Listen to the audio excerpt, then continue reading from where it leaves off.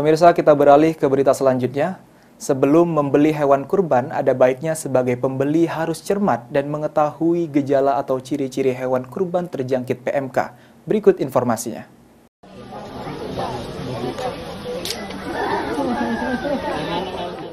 Menyambut perayaan Idul Adha, umat muslim di seluruh dunia tengah mempersiapkan diri untuk menyembelih hewan kurban.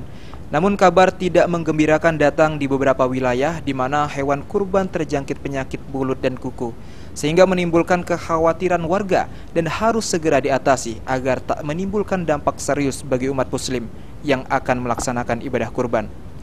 Sebagai konsumen sudah semestinya dapat mengenali ciri-ciri dan gejala awal penyakit mulut dan kuku. Adapun gejala awal PMK pada hewan kurban biasanya demam, nafsu makan hewan kurban menurun, lesu dan penurunan produksi susu pada sapi betina. Selain itu, hewan juga mungkin mengalami luka pada mulut kuku yang terkelupas, kemerahan, dan bengkak pada kaki. Infeksi ini dapat menyebar dengan cepat jika tidak ditangani dengan baik.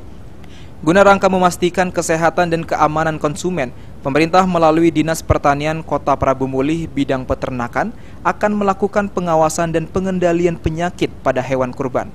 Pengawasan ketat, pengujian, dan penanganan yang tepat terhadap hewan yang sakit dapat mengurangi resiko penyebaran penyakit dan menjaga kualitas hewan kurban.